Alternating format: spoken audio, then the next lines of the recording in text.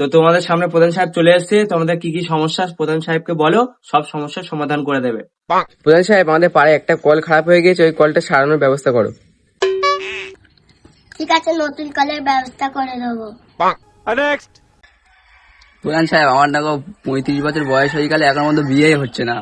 ঠিক আছে, একটা মেয়ের ব্যবস্থা করে দেবো। প্রধান সাহেব, আমাদের ঘরের সামনের রাস্তাটা খুবই খারাপ হয়ে গেছে, আপনি ঢালাই করার ব্যবস্থা করে দিন। ঠিক আছে, আমি ঢালার ব্যবস্থা করে দেবো। প্রধান সাহেব, আমি খুব গরিব মানুষ, আমার একটা সরকারি ঘরের ব্যবস্থা করে দাও। আচ্ছা ঠিক আছে, তোমার ঘরের ব্যবস্থা করে দেবো।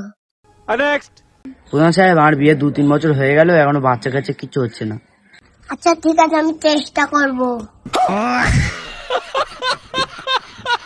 প্রধান সাহেব, এটা তুমি কি বলে ফেললে?